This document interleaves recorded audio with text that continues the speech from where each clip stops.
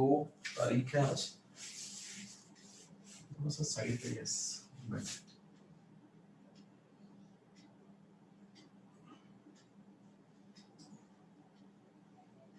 तो टेस्ट का क्वेश्चन 40 और ये है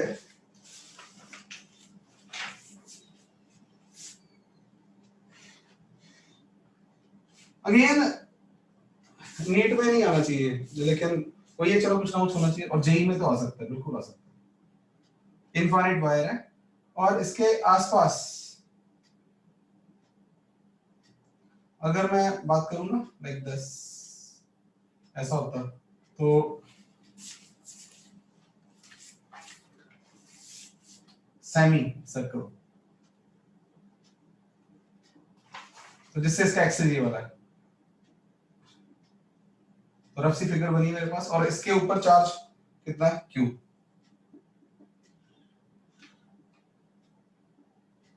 और इसकी अपनी लैम्डा होगा। तो how we can see it, देखना मैं यहाँ पे ये वायर बना दी है, और वायर वर्ड शायद से ना यूज किया हो, लाइन चार्ज वर्ड है, तो ये infinite line charge perpendicular to board है। तो कैसे है देखो ध्यान से, ये आपकी तरफ आ रहा है, ये गया इंफिनिटी फिर अंदर, तो इस वायर जो ऐसे बनी हुई थी मैंने ऐसे बना दी है, इमेजिनेशन जरूरी है। अब इसके आसपास ये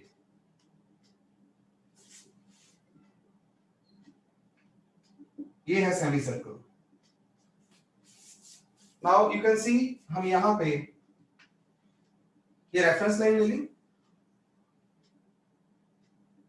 थीटा एंगल पे एक हमने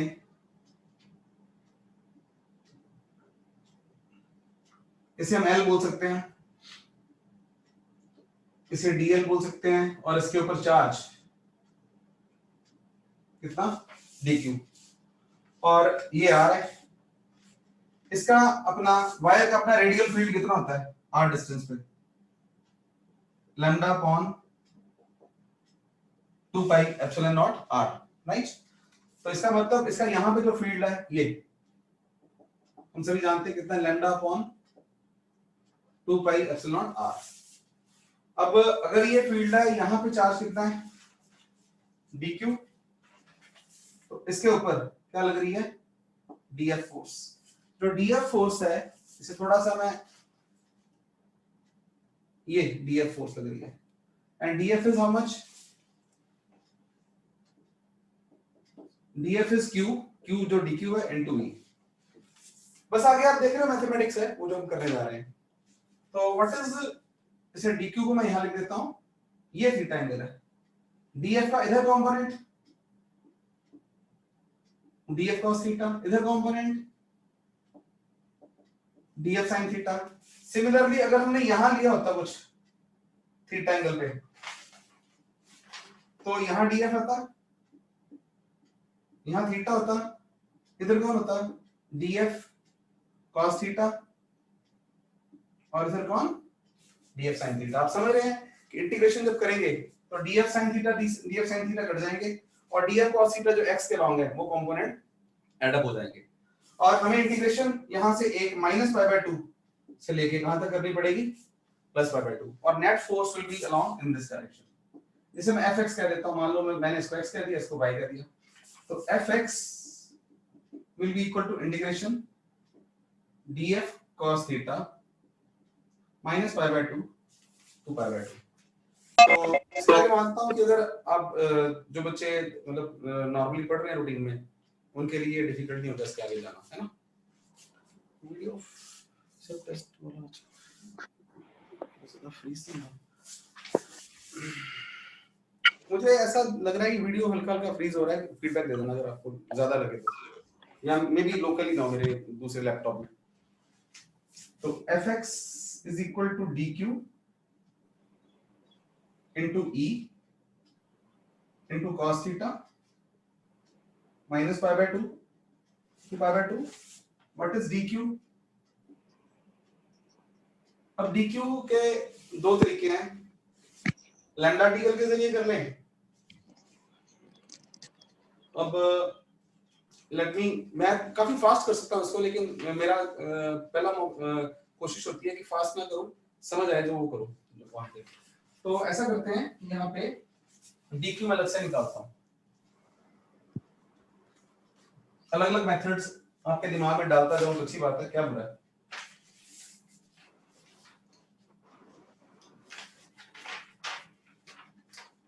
तो न्यू अप्रोच, ये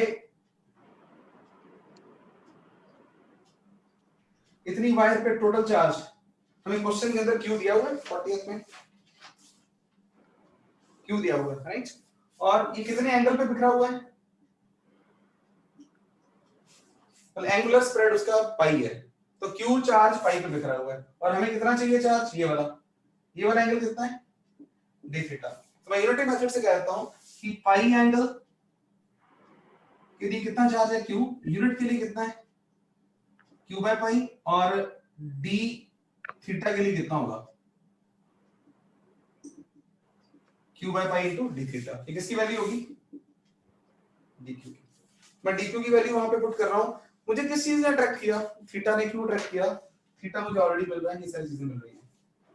दूसरी बात है, मैं यहाँ पे पहले ही एक काम और कर जाता, अगर dq lambda upon 2 pi epsilon r cos theta, ये सारी चीज कांस्टेंट है, इसकी कोई प्रॉब्लम नहीं है, बिकॉज लैम्डा तो गिवन ही है। हाँ तरीका मैं अभी करता हूँ, अभी one thing at a one, ठीक है, पहले 40 पे ध्यान दो पूरा, लैम्डा और ये सारी चीजें कांस्टेंट है, तो dq मैंने ये कर दिया।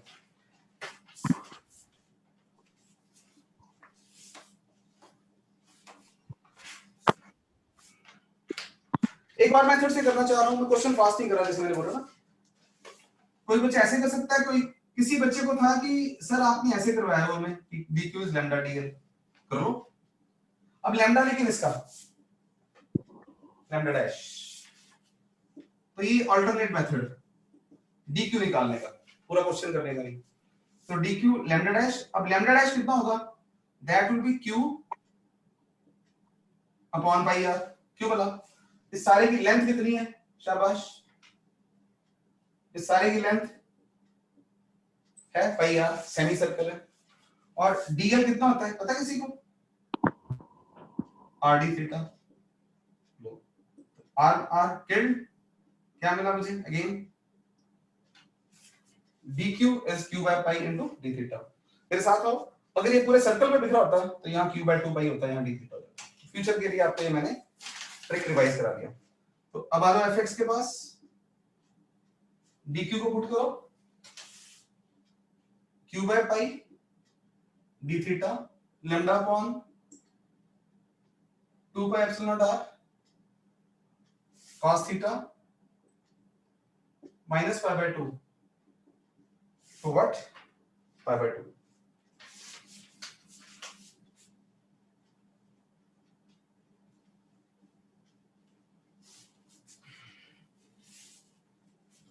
इसके आगे आप कर लेंगे अपने आप, मैं भी फटाफट कर रहा हूं। q lambda upon 2 pi square epsilon naught r, answer के नजदीक पहुंच रहे हैं, और यहाँ पे cos theta minus pi by 2 two pi by 2 is equal to q lambda upon 2 pi square epsilon r, और cos थीटा का इंटीग्रल sin थीटा।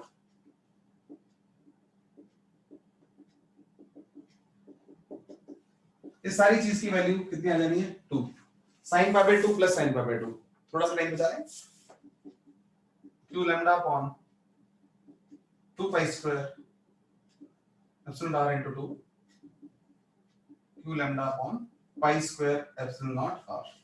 क्या आंसर दिया हुआ है, q lambda upon pi square 40 का भी आंसर है, ठीक है जी। तनिषा कह रही है कि 35 का भी सर बता दो, तो 35 मैंने उसमें डाल दिया था, दैट इज ग्रुप पे ना, कि सी ही आ रहा है तनिषा आंसर इसका। तो 35 में किसी और को डाउट है?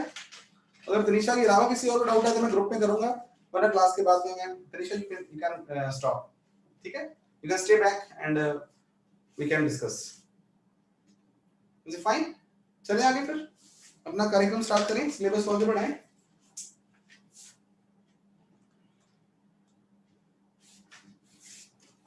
सारा चैप्टर फिनिश होने पे आई will be sharing more questions with you, एक कॉमन एक्सरसाइज होगी वो, ताकि सारे क्वेश्चन एग्जॉस्ट नहीं करे मैंने अभी, कि जब सारा चैप्टर खत्म हो जाए तो आपको 50 60 70 क्वेश्चंस और मे बी अराउंड 100 कोशिश करूंगा तो मिक्स होंगे, फिर उसके बाद एक और टेस्ट, तो प्रैक्टिस ऐसे नहीं बढ़ती जाएगी। तो अभी थोड़े से लेफ्ट अपॉन चीजें, एक तो electric field due to disc, इसकी डेरिवेशन हमारे स्कोप में नहीं है, और कर सकते हैं लेकिन जरूरत नहीं है। फॉर्मूला सिर्फ मैं लिख रहा हूं, वो याद करवा रहा हूं लेकिन आपको।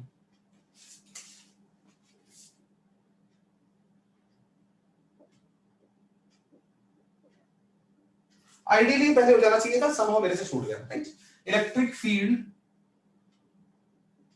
On axis of a uniformly charged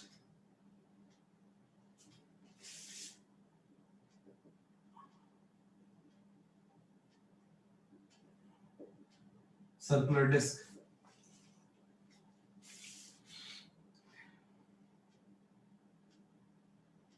ये हमारे पास डिस्क है,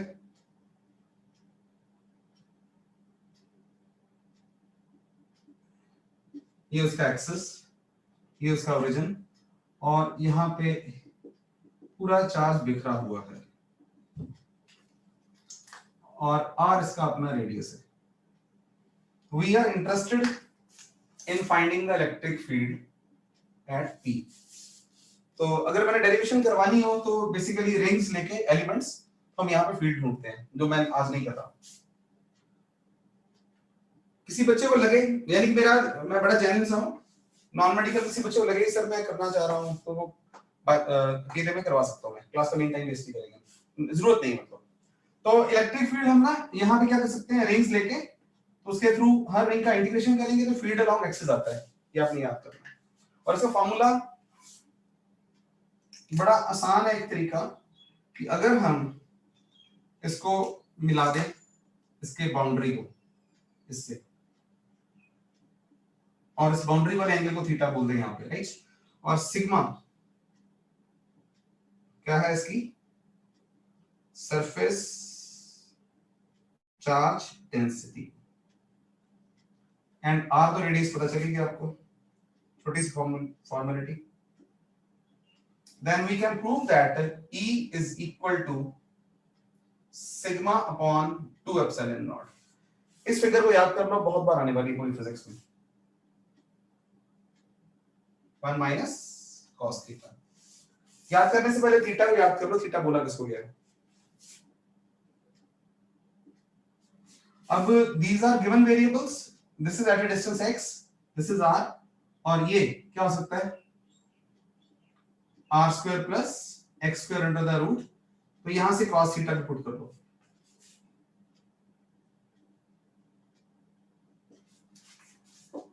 cos थीटा क्या है, base upon hypotenuse.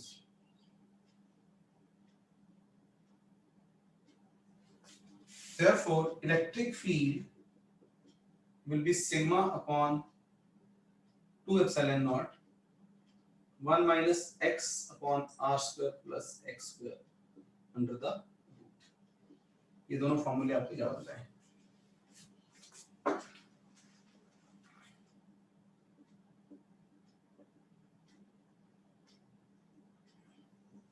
Special cases,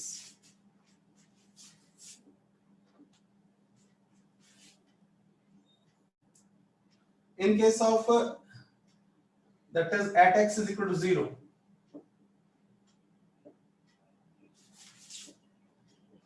at center of disk, that is at O,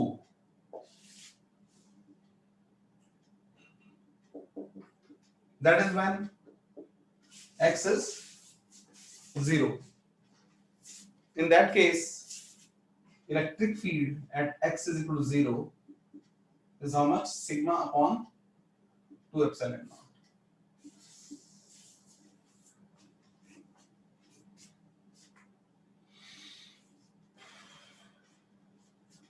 दूसरा, infinite sheet of charge.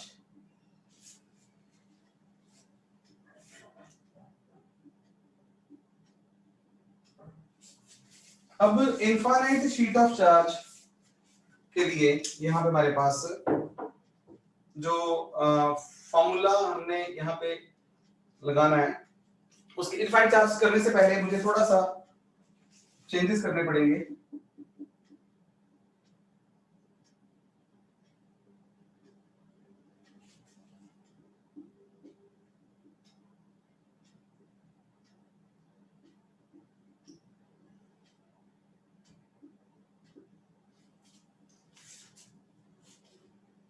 Just कुछ होल्ड ऑन यार, मुझे कुछ इंफिनिटी 0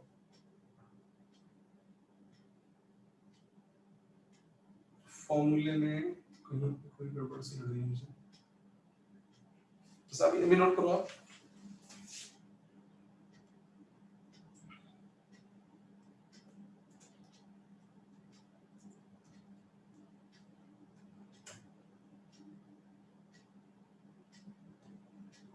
यस हाँ, अच्छा वो 8 into infinity आ रहा ना, मे मेरा आंसर नहीं आ रहा था, मैं लगा गलत।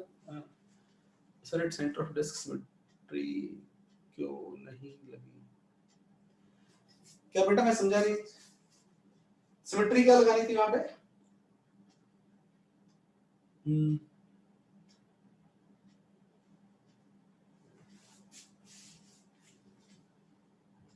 अच्छा, ये सभी की वजह से फील्ड 0 क्यों नहीं हो गया? हाँ, वो मैं थोड़ा सा आई विल डेफिनेटली डिस्कस, अभी इस पे बात करते हैं। I will tell you. यहाँ पे इनफाइनाइट शीट ऑफ चार्ज का मतलब क्या होगा? शीट बड़ी होती जाएगी, अगर शीट बड़ी होती जाएगी तो क्या बड़ा होता जाएगा? R will increase. Infinite sheet बोला बहुत बड़ी शीट, तो उस केस में R will tend to what? R will tend to infinity। ये देखिए, तो यहां पे हमारे पास आ गया E is equal to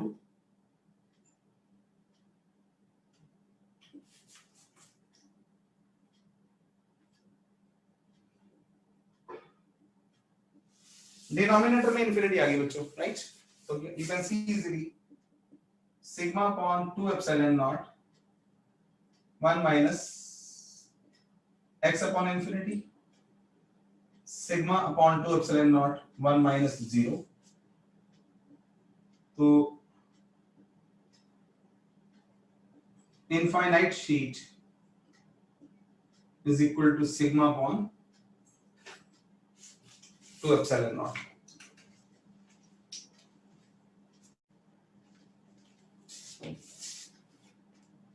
यहां तक से याद करो क्या? अब आगे बात करते हैं।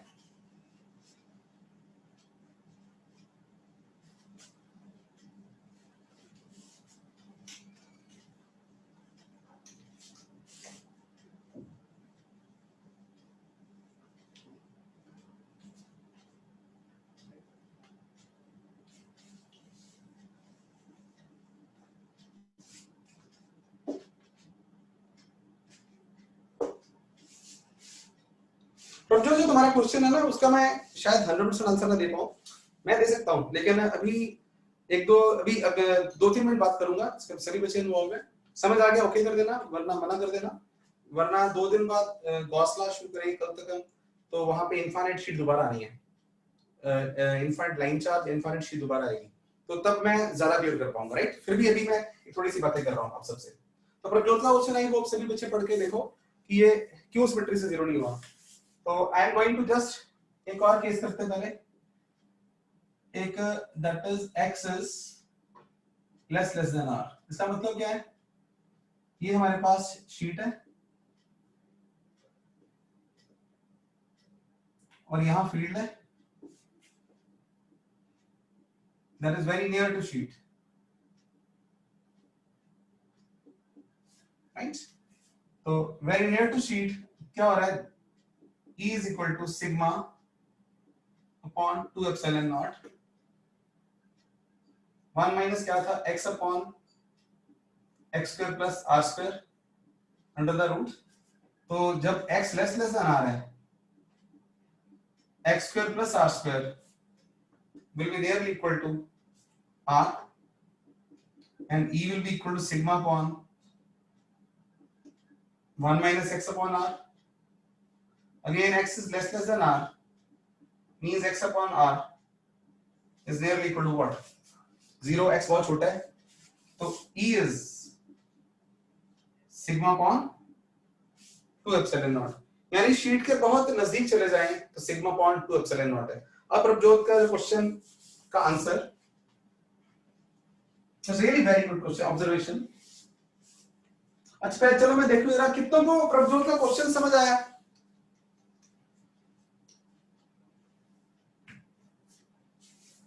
गुड। क्वेश्चन मैं एलाबोरेट करता हूं। क्वेश्चन ये है कि अगर हम रिंग लेते हैं ना, रिंग, तो हम क्या बोलते हैं, यहां पे फील्ड कितना हो गया, 0 हो गया, है ना। तो अगर और लेते हैं तो इसका भी 0 देना चाहिए था, इस सभी का मिला के 0 क्यों हो गया। ये थोड़ा सा टेक्निकल पॉइंट है। डिस्क में जहां पे x 0 है, डिस्क में चार्ज हर जगह पे चार्ज है, राइट। और इवन जिसे मैं O बोल रहा हूं ना, बड़ा ध्यान से, लिमिट्स का केस है बेसिकली ये। और मैंने एरफ नॉर्मल के कुछ जल्दी से मैं लिमिट, यहां लिमिट वर्ड यूज करता हूं, लिमिटिंग केस। यहां पे ना, यहां पे जो चार्ज है वो खुद 0 नहीं, सेंटर पे भी कोई ना कोई चार्ज होगा। Are you getting my something point. और ये जैसा मैंने बताया गॉस लॉ आएगा, अच्छी तरह बताऊंगा आपको। तो ये थोड़ा सा इमेजिनेशन करनी पड़ेगी कि आप ये तो मान सकते हो कि ये रिंग है, ये रिंग है, ये रिंग है, ये रिंग है, इनका 0 हो गया इफेक्ट। लेकिन उस इफेक्ट पे इस जगह पे तो कोई ना कोई चार्ज होगा ना, इस जगह पे।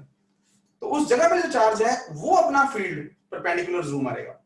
That is a point which, यानी कि इसके बिल्कुल सामने, थोड़ा मैं मान लो यहां ला रहा हूं लेकिन थोड़ा बाहर करता हूं, लाइक दिस।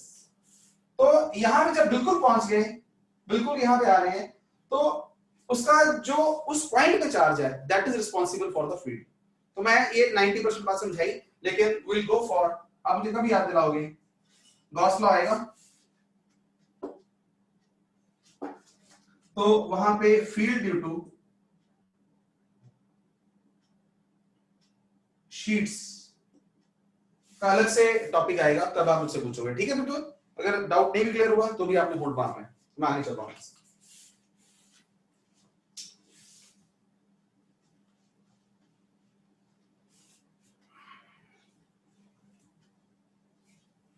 एक ही हो गया। एक छोटा सा टॉपिक है डाइपोल ऑसिलेशन। अब dipole oscillation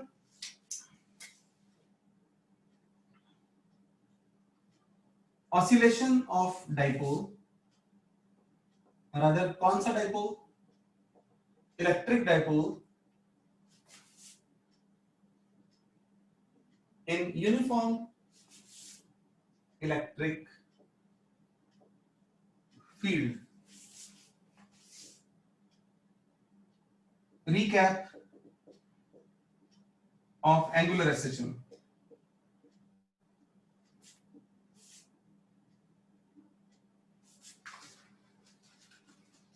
Very fast recap.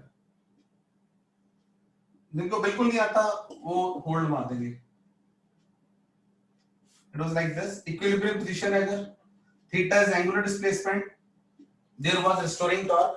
इस डिस्क को अगर हम घुमा दें हल्का सा तो ये ऐसे ऐसे ऑसिलेट करना शुरू कर देगा। तो इससे restoring torque is proportional to minus theta का मतलब opposite to displacement आ रही है, and this was called torsion constant.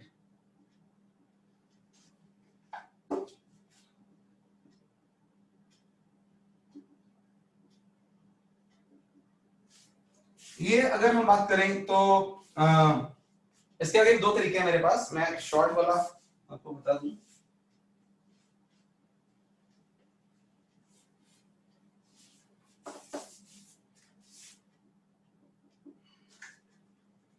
Let me take 10 seconds में, दो मेथड दिमाग में आ रहे हैं, किसी एक को बता के पहले करता हूं आपको, याद नहीं पड़ेगा। ठीक है, सिंपलेस्ट करते हैं पहले। इसका कंपैरिजन हम कर रहे हैं f is equal to minus k x से, राइट। तो ऐसे केस में टाइम पीरियड होता है 2 पाई m अपॉन k, ये +1 चल रही है, और इसे हम बोलते थे, याद होगा किसी को, इसे इनर्शिया फैक्टर, और इसे बोल देते हैं स्प्रिंग फैक्टर। तो एंगुलर में जो इनर्शिया है कौन होता है, वो आई। आई किसका नाम, moment of inertia. And spring factor के की जगह पे कौन आएगा, सी, ये यहां पे।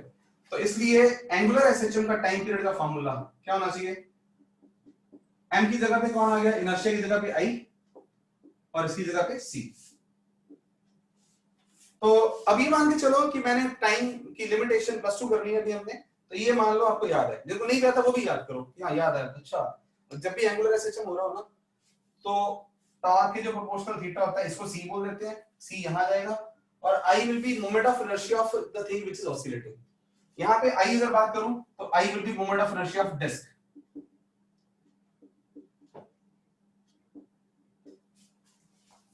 राइट।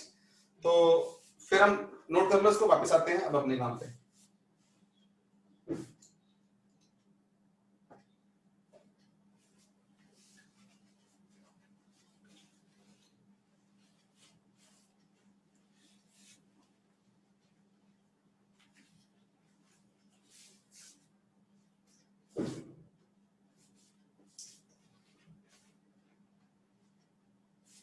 हमने क्या किया, ये यूनिफॉर्म इलेक्ट्रिक फील्ड है, और ये हमारा डाइपोल ऐसे आराम कर रहा है। तो एक्चुअली डाइपोल के अंदर होता कौन है, ध्यान से देखो तो यहाँ माइनस चार्ज, माइनस क्यू, और यहाँ कौन होता है, प्लस क्यू चार्ज। और यहाँ पे अभी थीटा 0 होने से टॉर्क पी साइन 0 कितनी हो गई, बोलिए 0। और इस वक्त ये उसकी कौन सी पोजीशन है, इक्विलिब्रियम पोजीशन। हमने डाइपोल को डिस्प्लेस कर दिया, राइट, यहां पे, and where theta is angular displacement from equilibrium position. Again competition है, तो मैं फिर यहां पे इंग्लिश में क्या लिखूंगा, this will be the restoring torque. Electric field की टॉर्क इसको रिस्टोर करने की कोशिश करेगी, and that torque is how much, normally we write Pe sin theta, and science को ध्यान में देते हुए, ये बताते हुए कि उसके ऑपोजिट जा रही है, तो माइनस साइन यहां इंट्रोड्यूस कर देंगे। अब और आपको पता, for if theta is small,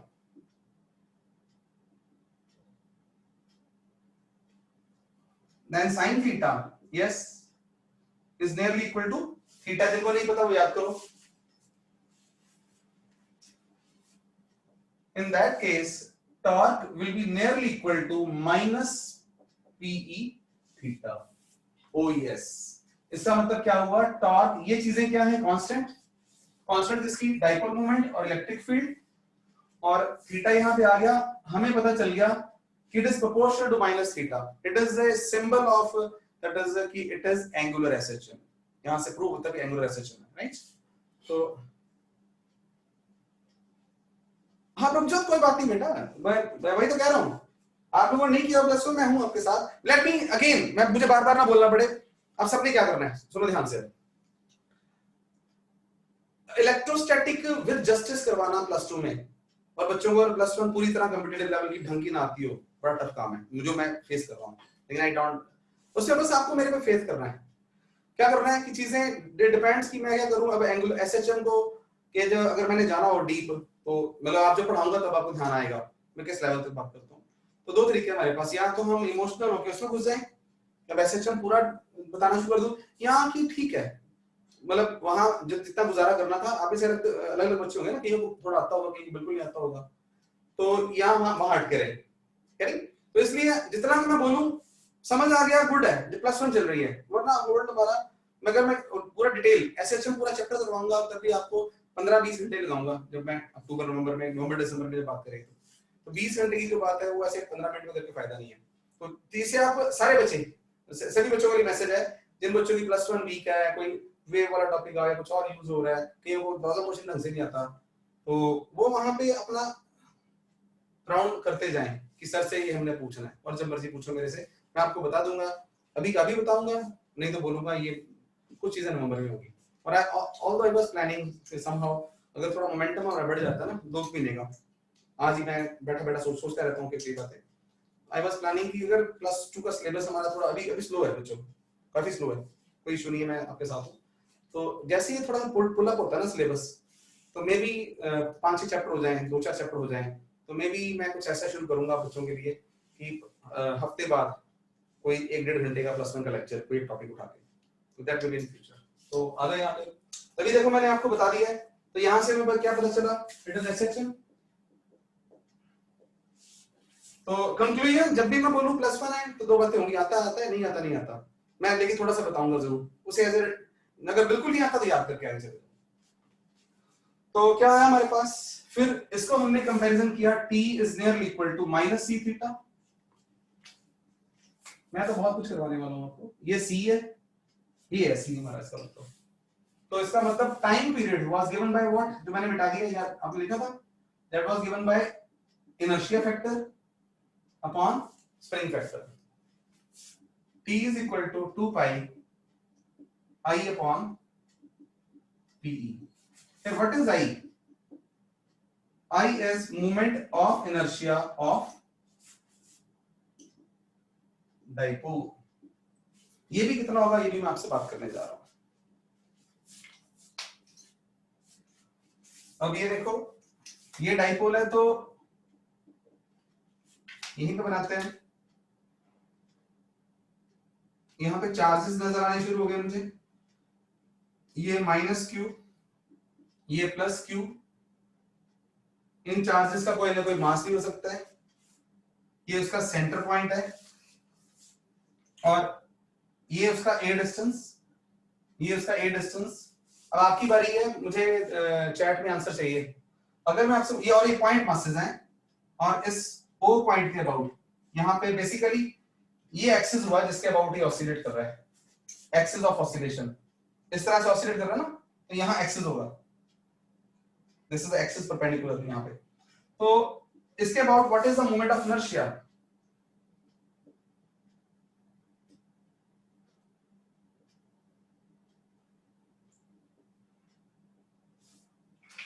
थोड़े से कि यहाँ पे जो मैंने ड्रॉ नहीं किया, यहाँ पे एक परपेंडिकुलर आउटवर्ड, परपेंडिकुलर एक्सिस है यहाँ पे, परपेंडिकुलर व्हाट, बोर्ड। तो moment of inertia of dipole about axis perpendicular to plane of P and E। तो मेरी आंखें इंतजार कर रही हैं मोमेंट ऑफ इनर्शिया का। अगर ये एक्सिस है हमारे पास, ये m है, और ये डिस्टेंस, ये m और ये डिस्टेंस है, तो मुझे ध्यान है कुछ बच्चों को अगर मैं रीड्रॉ करके बताऊंगा तो वो बता देंगे, ये m है, ये m है। तो मोमेंट ऑफ इनर्शिया आपको याद होगा, it was m1 r1 square plus m2 r2 square and so on, है ना। तो कितना आ गया, इट इज 2m स्क्वायर। तो यहाँ पे पुट कर सकते हैं, क्वेश्चन आ सकता है हमें, और एक कंपटीशन में आने वाला क्वेश्चन है बच्चों, हाई प्रोबेबिलिटी। पहले तो इसको भी गोल कर लो, एक ये फॉर्मूला बन गया, एक बन गया हमारे पास 2m स्क्वायर इंटू पी, एक ये क्वेश्चन बन गया, एक हमारे पास, और सॉरी मैंने यहाँ पे मिटा दिया, तो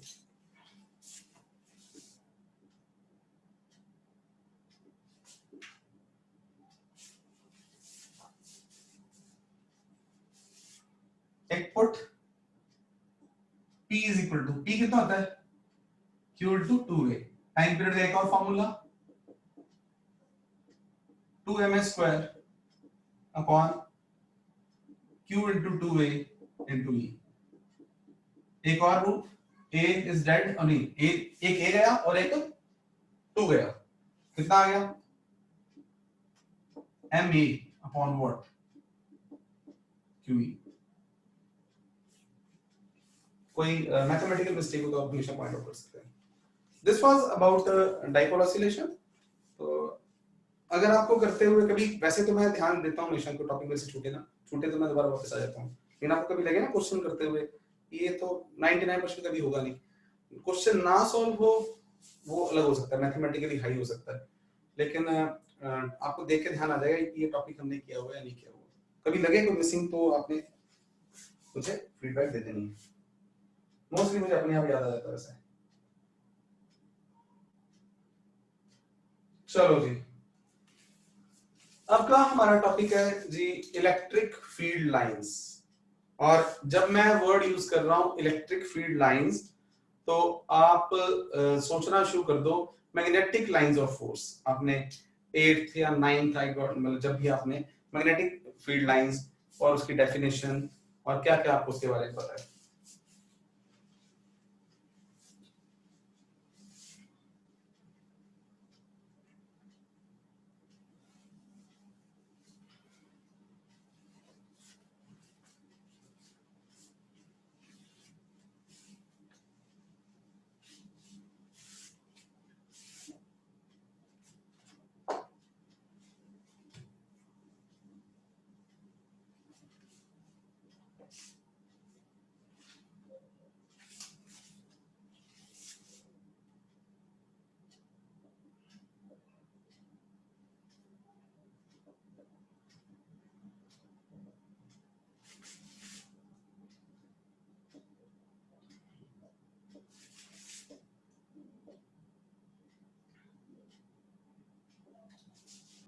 ये पुराना नाम है और मिसलीडिंग नाम है एक्चुअली।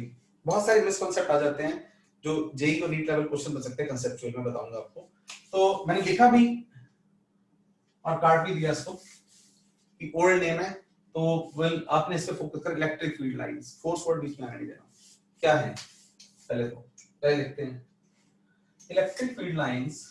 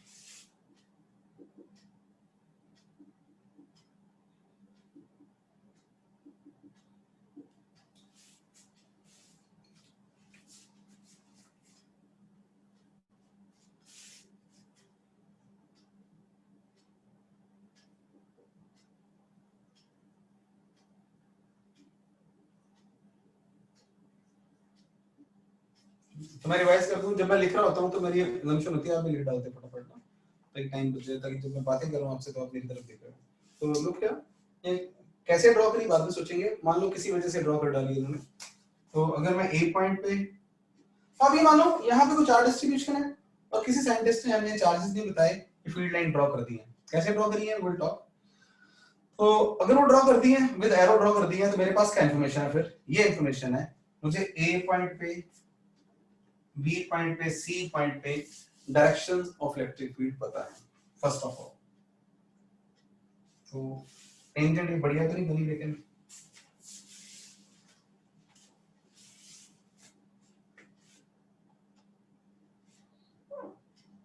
चलो ठीक है। इलेक्ट्रिक फील्ड ए इधर को है, यहाँ बी इस डायरेक्शन में है और सी इस डायरेक्शन में। अब हम बात करते हैं कुछ प्रॉपर्टीज की, बीच में आपको ज्यादा समझ आना शुरू हो जाएगा।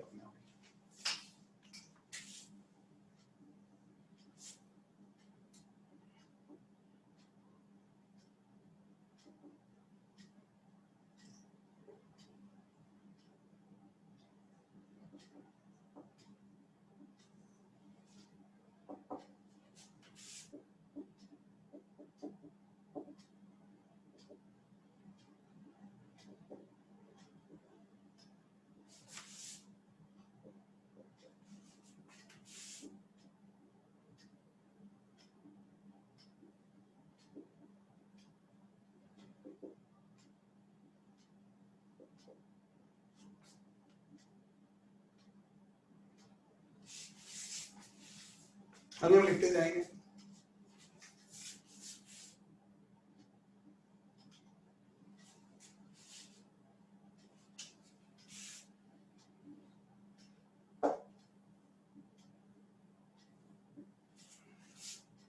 यहाँ पे अगर हम कोई पॉजिटिव चार्ज बनाते हैं ना बच्चों, what is the point here, थोड़ा सा आइडिया देता हूँ आपको मैं, जिस भी किसी साइंटिस्ट ने सोचा होगा। यहाँ पे सारे बच्चे बताओ मुझे, यहाँ पे इस पॉइंट में फील्ड किधर होगा, पता है आपको? ये डायरेक्शन है। अगर मैं यहाँ आ जाऊँ इस पॉजिटिव चार्ज की वजह से इस डायरेक्शन में, यहाँ आ जाऊँ तो इस डायरेक्शन में, यहाँ आ जाऊँ तो इस डायरेक्शन में, सभी जानते हैं रेडियली आउटवर्ड्स। अगर नेगेटिव चार्ज होता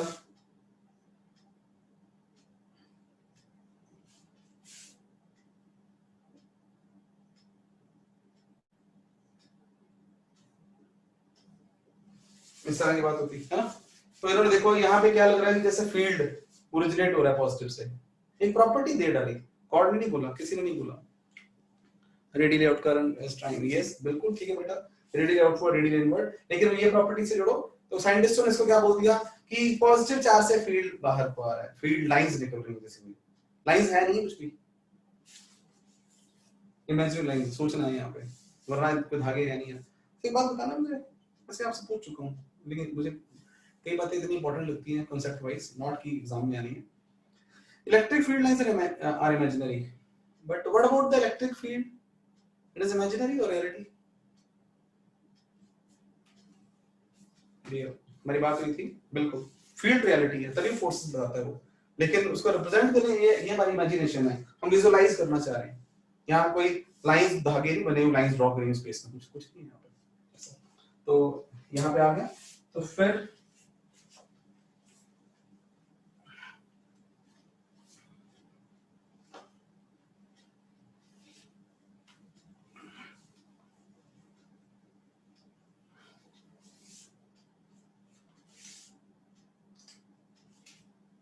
तो मैं इसको थोड़ा सा फिर इसकी वजह से ये देखो ऐसे शो कर देते हैं, लाइंस बाहर को आ रही है, they originate.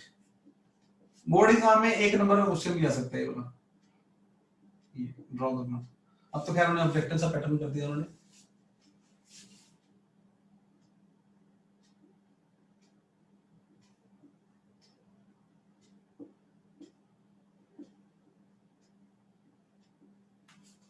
Competition point of view से एक लाइन और, इलेक्ट्रिक फील्ड कहां तक, दैट इज पॉइंट चार्ज की वजह से electric field is a long range, basically electric forces are long range forces, no? तो अगर ये क्यू चार्ज है हम जानते हैं और आर डिस्टेंस है, all of you know electric field is given by what, kq upon r square. Electric field will tend to zero only when what, r will tend to infinity, इसका मतलब infinity पे जाके field खत्म होगा जाके। तो हम ये कह सकते हैं यहाँ पे ये क्या बन गया, फील्ड लाइंस टर्मिनेट एट, ये हुआ originate at positive, terminate at negative. और लिखना आपने कि इलेक्ट्रिक फील्ड लाइंस, क्या लिखना है, लिखो अभी, में ओरिजिनेट और terminate at infinity. Positive charge है तो पॉजिटिव चार्ज की वजह से यहां से ओरिजिनेट हुई है और इंफिनिटी पे आके क्या मानेंगे, क्या होगी ये, टर्मिनेट, खत्म हो गया फील्ड वहां पे।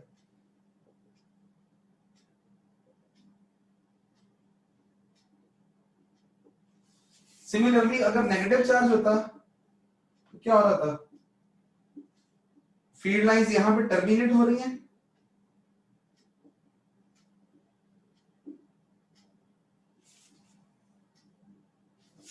और अब यहां पे बेसिकली इसका ना फील्ड जीरो का लेना देना कुछ नहीं है, ध्यान कोई कहीं मिसकंसेप्ट ना बना लेना। मैं यहाँ पे हम ये कहना चाह रहे हैं फील्ड लाइन कहां तक जा रही है, इंफिनिटी तक, तो इसका मतलब खत्म कहां होगी जाके लाइन, फील्ड खत्म, इंफिनिटी पे खत्म हुई जाके लाइन।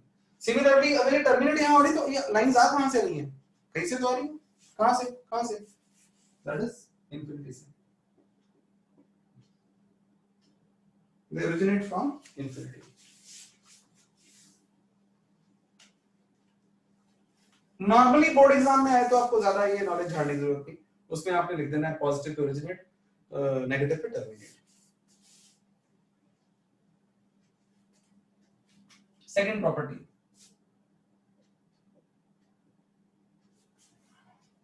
जो डेफिनेशन थी वही property, tangent to field line,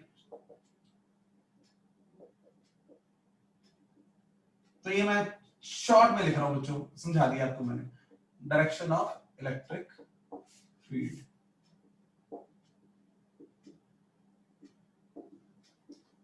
two field lines cannot intersect. If they intersect, then it will mean that there are two directions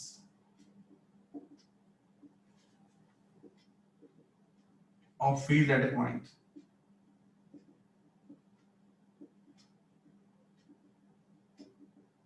which is observed। ये बोर्ड में क्वेश्चन आ सकता है, तो मैं पहले लिख डाला तो मैं आपको समझा रहा हूं। कोई कहे कि ये लाइन है और एक ये लाइन है, इंटरसेक्ट कर रही है आपस में, तो इसका सिंपल मीनिंग पता क्या है कि वन, ये वन लाइन है और ये टू लाइन है, दोनों में लड़ाई हो जाएगी। इस पॉइंट पे वन बोलेगा कि फील्ड की डायरेक्शन इधर को है और टू क्या बोलेगा,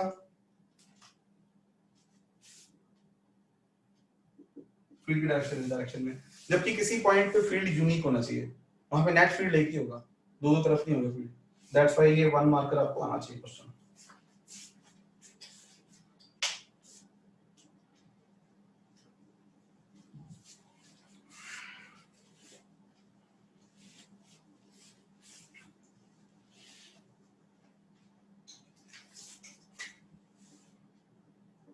साइंटिस्टों ने दो चार्जेस के बीच में अट्रैक्शन और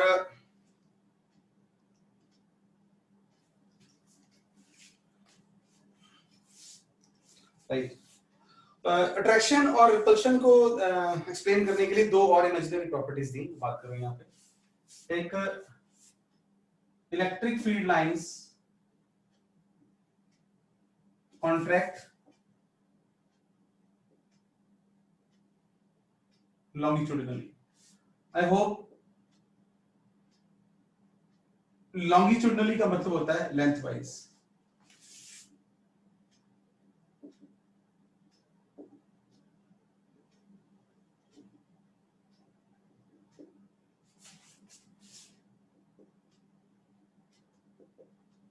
एक्सप्लेन्स, लिख लो, मैं समझा रहा हूं, attraction between two opposite charges. क्या मतलब है? ये एक पॉजिटिव चार्ज है और ये एक नेगेटिव चार्ज है, और रादर मैं यहाँ पे फील्ड लाइंस अभी और भी बनाएंगे। अगर ये मैंने क्या बना डाला, देखो जरा, पॉजिटिव से लाइन ओरिजिनेट हो रही है, नेगेटिव पे टर्मिनेट हो रही है, और भी इससे थोड़ी बहुत मिलती जुलती है, एग्जैक्ट तो नहीं, आपने मैग्नेटिक फील्ड लाइंस बनाई होगी, उसमें डिफरेंस होता है थोड़ा सा, हल्का सा। ये और बहाने से ये भी कर लो, दिस वन।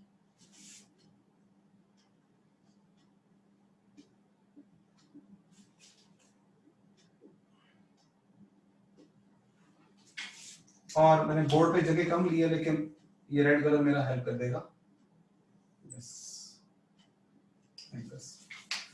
तो अगर मैं इन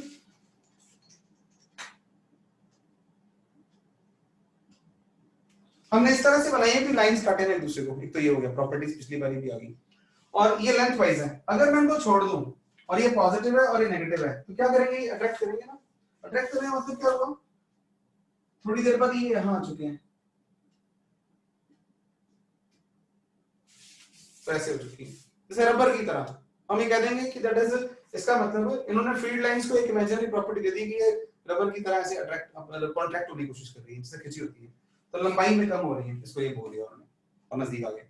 तो क्या एक्सप्लेन करने के लिए उन्होंने? अट्रैक्शन को एक्सप्लेन करने के लिए लॉन्गिट्यूडल कॉन्ट्रैक्शन प्रॉपर्टी दे दी। दूसरा,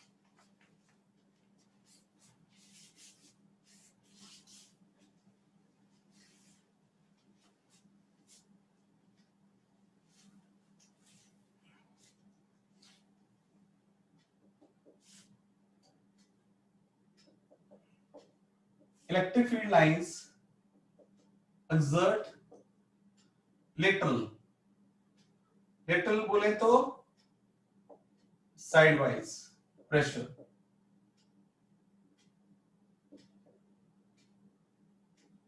lateral pressure explains repulsion between two similar charges।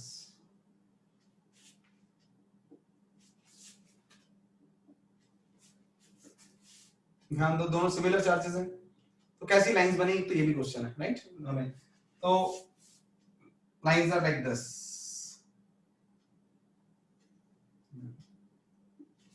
मजबूरी है, क्रॉस नहीं कर सकती, तो ये आमने सामने आ गई है, देखो बच्चों।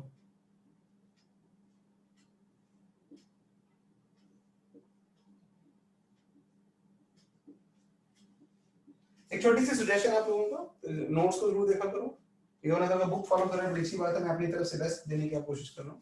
तो ये ड्राइंग्स बनाने की आपको आदत होनी चाहिए, और हो सके तो जो बुक की ड्राइंग है, यानी कि नोट्स की ड्राइंग है, वहां से एक साफ सुथरी ड्राइंग जरूर बना लें दोबारा अपने हाथों से। अभी बनाई थी एक बार नोट्स में भी, ताकि बोर्ड एग्जाम में कई बार फिर हमें वो ड्राइंग प्रॉपर बन नहीं पाती हमसे।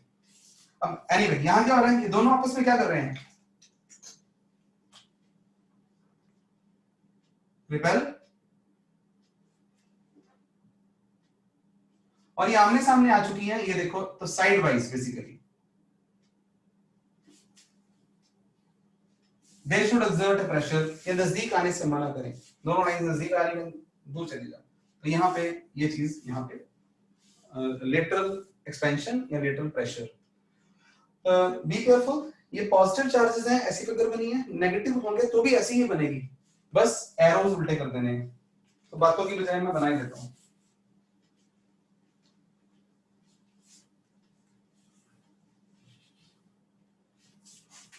अगर बोथ नेगेटिव हैं तो भी आपने ड्राइंग ऐसी ही बनानी है, बस ये कर देना काम।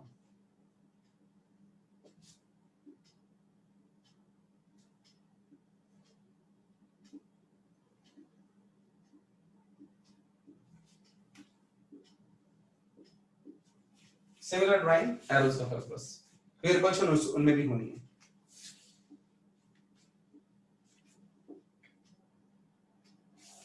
तो मैं थोड़ा मीडियम स्पीड से लगाऊं, मुझे लग रहा है कि कंपैरेटिवली सिंपल है, बातें सीधी समझ आ रही नहीं आएंगी तो आप मुझे रोक लोगे।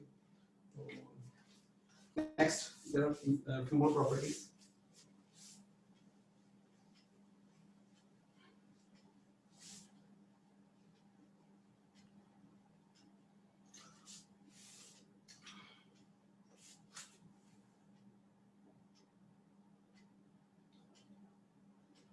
Electric field intensity is more where concentration of electric field lines is more, and vice versa.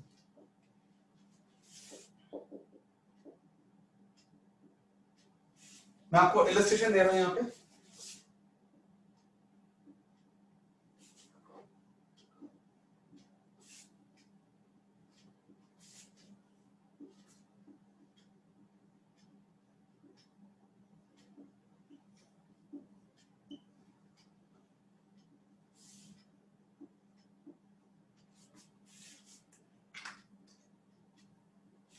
We take 2 points,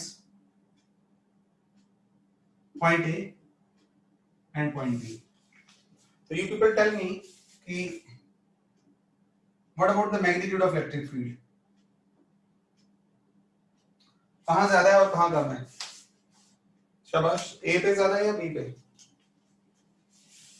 हम सभी जानते हैं, बिल्कुल बच्चों ने आंसर दे दिया, A पे स्ट्रॉन्ग है। तो A पे फील्ड ज्यादा है और यहाँ पे कॉन्सेंट्रेशन ऑफ लाइंस भी क्या है, ज्यादा लाइंस दिखाई दे रही है यहाँ पे।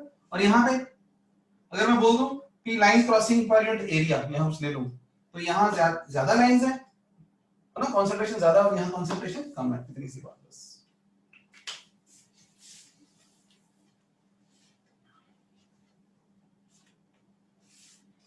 ये हो गया जी। लेट मी सी, कुछ छूटे ना मेरे से। बच्चों 2-4 प्रॉपर्टीज ऐसी हैं जो ना डिपेंडेंट है फ्यूचर में जो भी करना, कंडक्टर्स की बात है।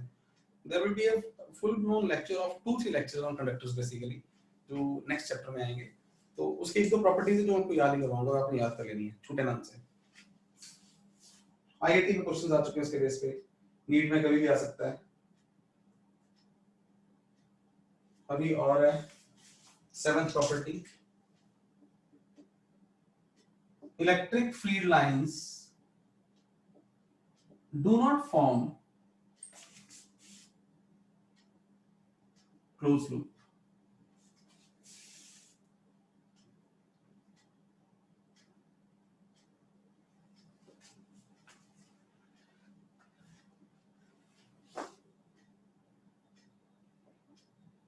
Due to charges do not form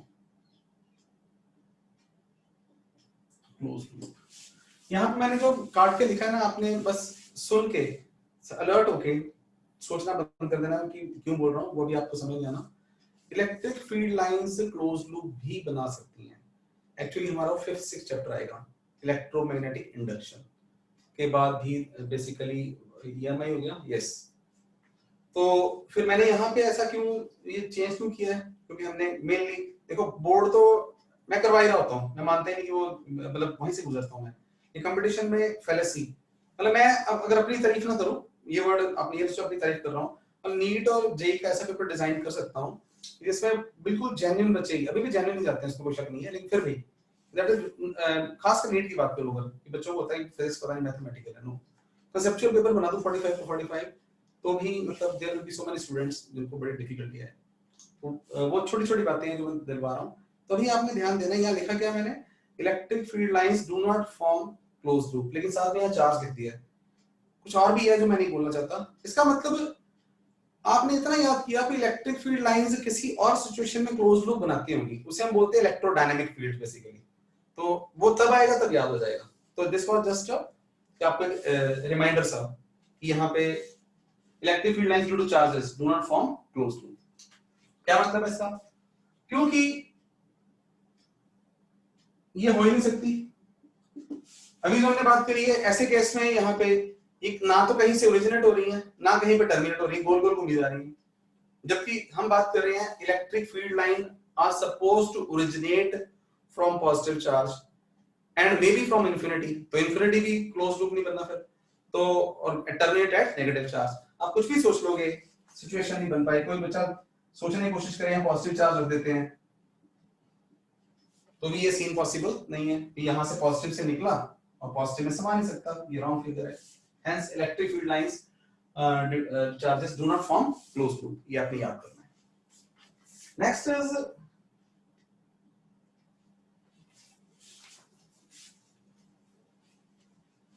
जैसा मैंने आपको बोला कंडक्टर्स की प्रॉपर्टीज, दो प्रॉपर्टीज आपने मेरी खातिर याद कर लेनी है। कितने हो गए अभी तक भी? 7 हो गए। जो भी पॉइंट होगा नेक्स्ट पॉइंट है 6 7, आई एम सॉरी 6 हो गया ना 7। Electric field lines always originate or terminate perpendicular to the surface of conductor। एक प्रॉपर्टी और लिख रहे हैं, फिर इसकी मैं एग्जांपल्स बताऊंगा। तो किसी बच्चे ने कुछ पूछा जी? 8 अच्छा 8 था जी, पक्का ना? चलो पॉइंट को लिख लेना। अगर 7th हुआ तो दोबारा बताना, जो है कोई बात नहीं, चलने देते हैं। तो electric field lines always originate और टर्मिनेट, ये याद करना है आपने, समझा रहा हूं। And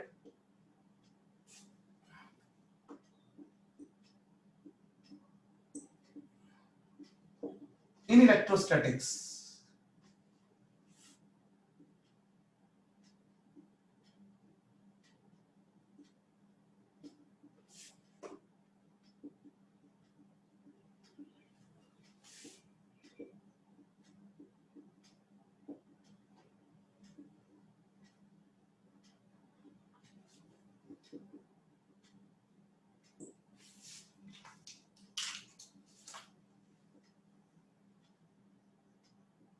why will cover in future, right? लेकिन व्हाट ये आपने याद करना है, और इसकी एग्जांपल दे रहा हूं। और ये आईआईटी में 2 बार तो मुझे याद आ रहा है, शायद 3 बार ही उस पे क्वेश्चन आ चुका है, right?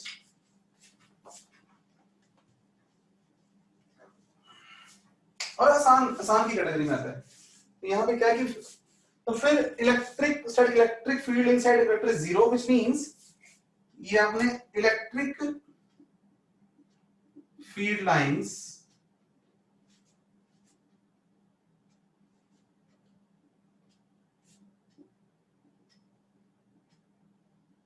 do not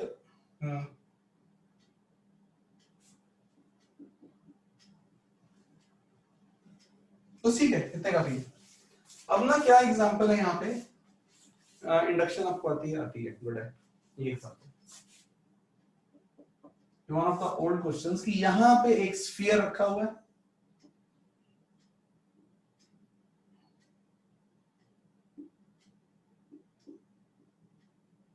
conducting sphere है। तो यहां पे हमारे पास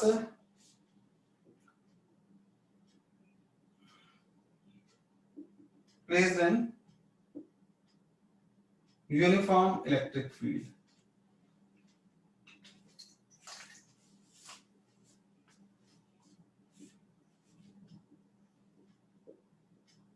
ये t is equal to 0 picture है। t 0 मतलब पता क्या है कि फील्ड था और उसमें अचानक कंडक्टर को रख दिया। तो अब जो फाइनल पिक्चर बनती है वही आपने याद करनी है। एक्चुअली क्या होगा, यू कैन अंडरस्टैंड, ये कंडक्टर है और अगर राइट को इलेक्ट्रिक फील्ड है तो इसके अंदर इलेक्ट्रॉन्स होंगे, या तो प्रोटॉन्स भी लेकिन फ्री इलेक्ट्रॉन्स हैं। सोचो रहा फ्री इलेक्ट्रॉन्स किधर को जाएंगे, राइट को या लेफ्ट को, ये बताओ मुझे, शाबाश, यहाँ होल्ड कर रहा हूँ, लेफ्ट को ऑब्वियसली, जिधर इलेक्ट्रिक फील्ड है इलेक्ट्रॉन में इलेक्ट्रॉन, तो इधर यहाँ इलेक्ट्रॉन यहाँ नेगेटिव चार्ज आना शुरू हो जाएगा और यहाँ पे पॉजिटिव। तो जैसा y को मैं भी रखते हुए बीच में, तो हल्की सी बात करते हुए थोड़ा रीअरेंजमेंट होता है, और रीअरेंजमेंट के बाद ऐसा होता है कि अंदर फील्ड जीरो हो जाता है और यहाँ पे ये कहानी, ये नेगेटिव, ये पॉजिटिव, फील्ड पीछे से आ रहा था इनसे, आने दो उसको,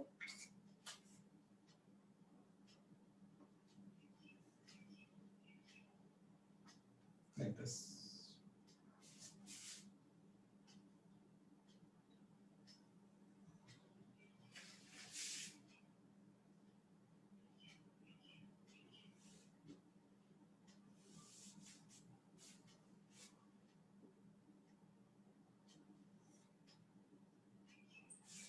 ये लाइंस बनानी है। एग्जैक्ट ये क्वेश्चन नहीं था, क्वेश्चन था 4 लाइंस ड्रॉ करी थी, उनमें से एक राइट थी, 3 रॉन्ग थी, वो कौन सी है बता रहा हूँ।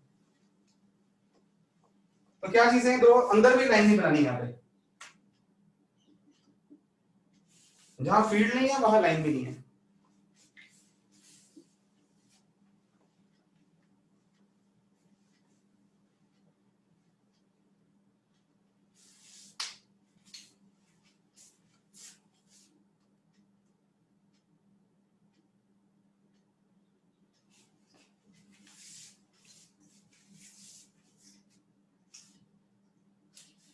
तो जो क्वेश्चन था वो ये था, ऐसे बना रखा उन्होंने, एक ये लाइन बना रखी है,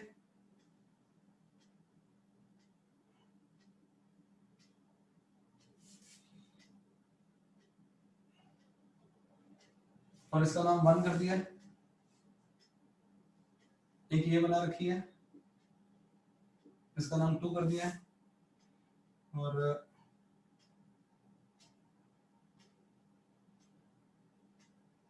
एक ये,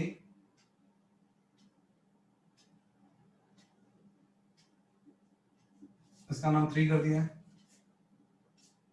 और आप कोई भी और एक और बना दो,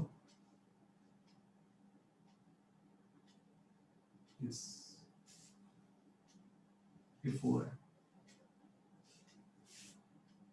तो ओनली पॉसिबल लाइन कौन सी है, और बाकी पॉसिबल क्यों नहीं है वो भी आपने रीजन अपने को बताने हैं।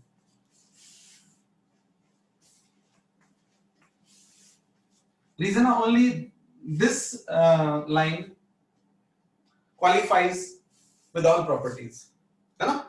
रीजन है कि ये क्यों नहीं क्वालिफाई कर रही, यहां पे जो एंगल है वो 90 नहीं है, ये गलत है, अंदर 0 है, ठीक है जी, ये यहाँ पे अंदर फील्ड 0 होना चाहिए, ये भी बेवकूफ है, यहाँ एंगल 90 का रहा है लेकिन लाइन यहाँ दे दी। तो इस तरह क्वेश्चन बच्चों आती है, बुकलेट जो आपको शेयर किया हुआ उसको ध्यान से पढ़ना, उसके और एग्जांपल्स दिए हैं, खुद करो, डू दोस क्वेश्चंस, तो आपको सारा समझ लगेगा। We'll have a small break of 2 minutes, मिलते हैं।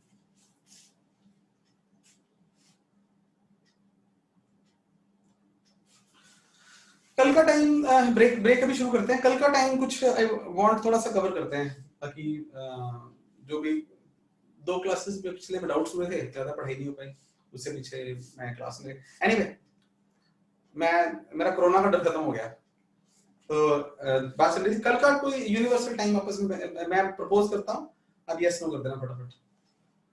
पहले तो मैं खुद भी कल संडे है ना, फर्स्ट हाफ में क्या फर्स्ट में रखते हैं, सेकंड हाफ में फिर दिमाग खराब रहेगा सारा दिन, कि कल तो आप भी थोड़ा फ्रीडम हो सकेगी, आपको जो भी चाहिए होगा।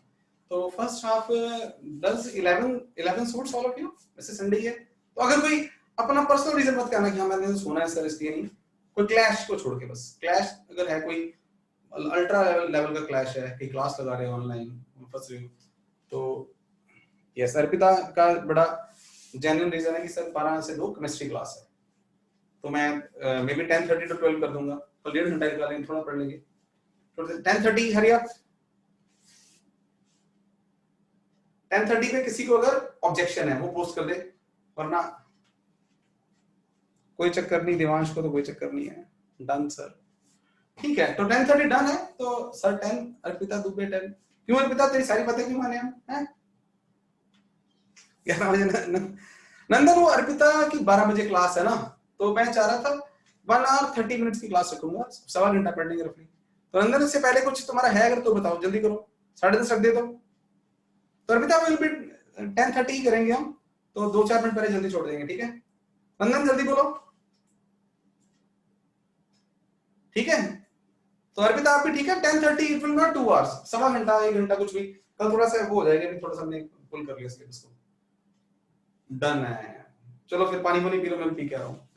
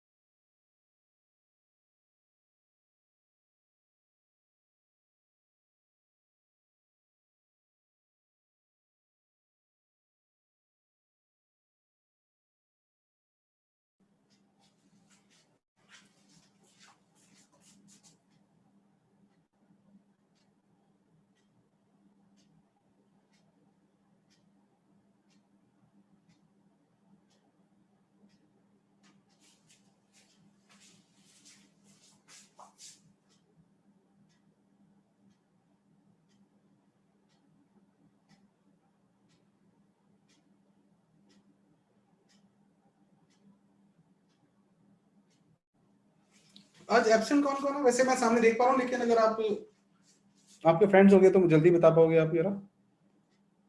मैं अटेंडेंस ले लेता हूँ, स्लिप कर लेता हूँ स्क्रीनशॉट में।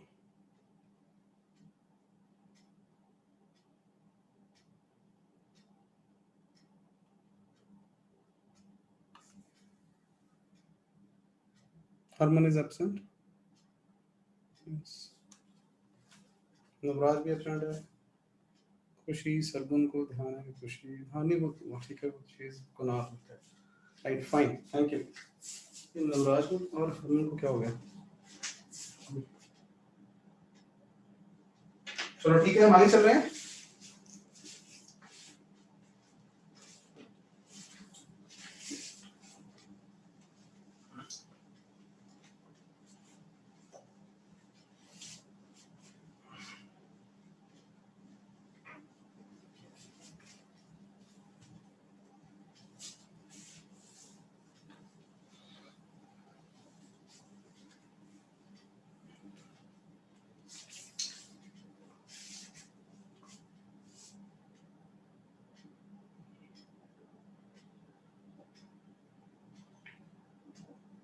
Definition of electric field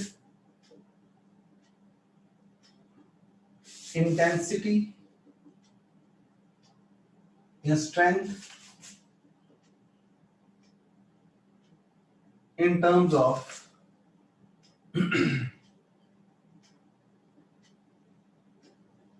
electric field line.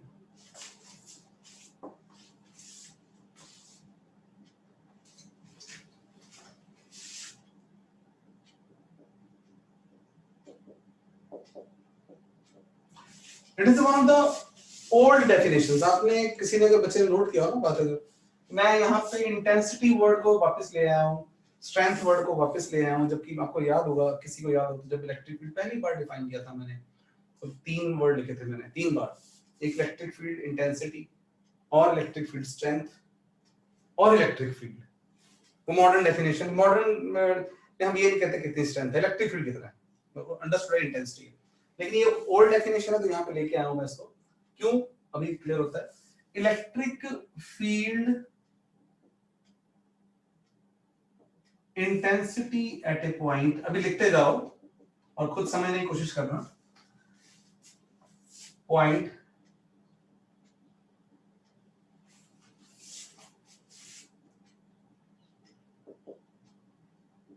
may be defined as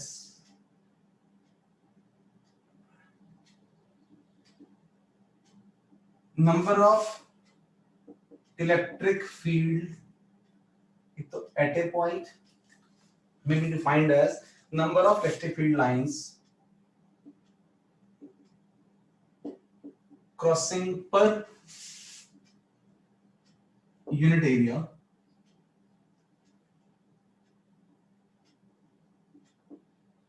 through an infinitesimally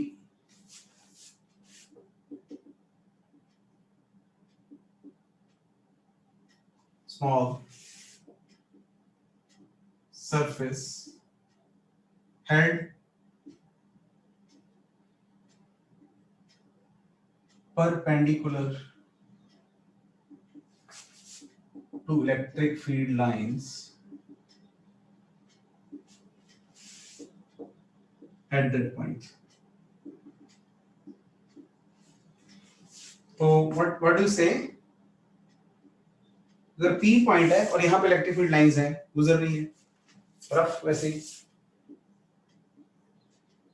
तो यू कैन सी अगर कोई एरिया सरफेस यहाँ पे रखेंगे हम, तो देयर मे बी सिचुएशन कि अगर मैं यहाँ पे लाइक दिस, ये रफ डायग्राम है, अपना बनाओगे अभी,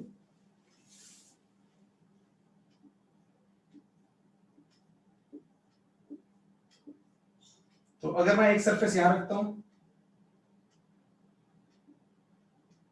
और यहाँ भी रखता हूं, तो नंबर ऑफ लाइंस का फर्क आ सकता है यहाँ पे, है ना। अभी बहुत बढ़िया नहीं बना मेरे से, तो भी लाइक दिस,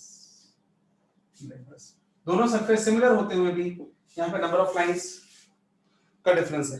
तो आप सभी जानते हो कि अगर मैं ए पॉइंट है या बी पॉइंट है, तो फील्ड एट ए आपको पता है field at B.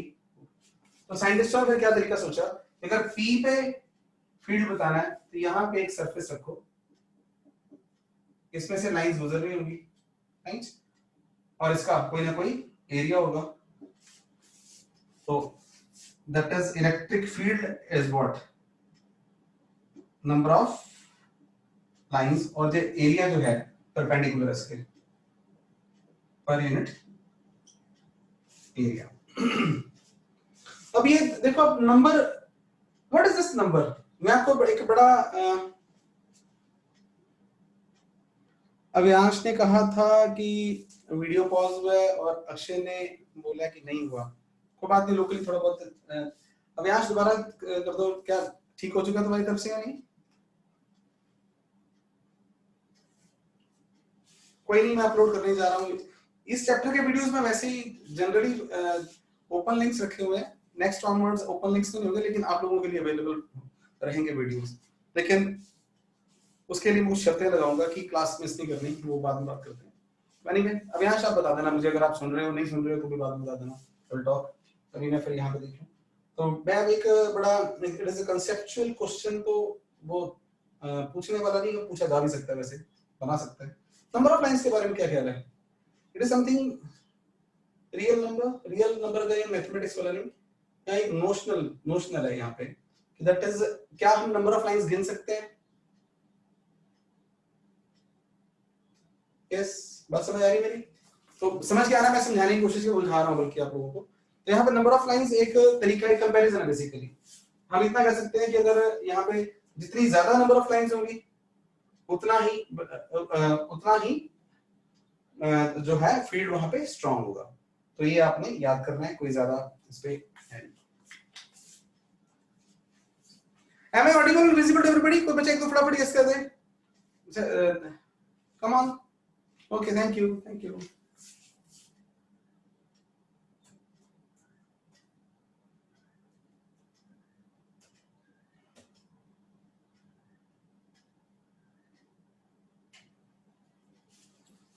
Right. Now we are entering to a new that is section of the electric field. Gauss was a scientist जिन्होंने इसके बारे में सारा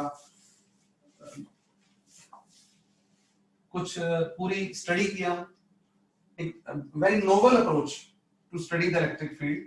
I am sharing with you.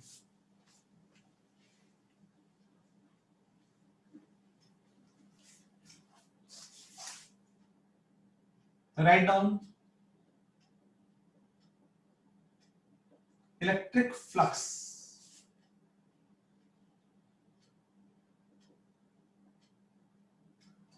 मैं कहना नहीं चाहूंगा, लेकिन बहुत सारे टीचर भी इस टॉपिक को लूजली पढ़ाते हुए गलत पढ़ा देते हैं, छोटी छोटी बात है, राइट? तो आपको तो गलती लग ही सकती है, जो मैं लगने नहीं दूंगा।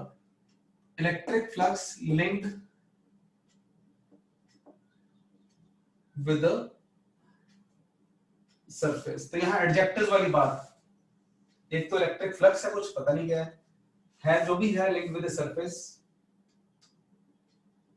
held in an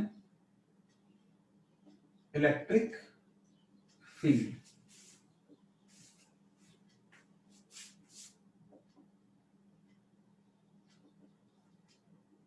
Is defined as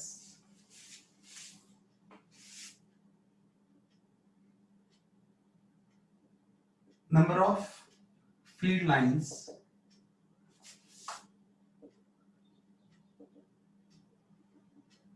crossing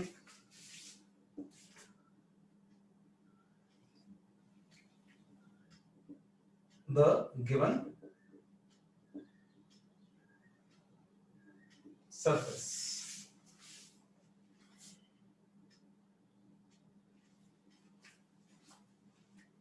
आपने लिख लिया, तो बात करते हैं। अगर हमारे पास, अच्छा एक और यहाँ पे आज एक चीज और पढ़ानी पड़नी है आपको, एरिया वेक्टर।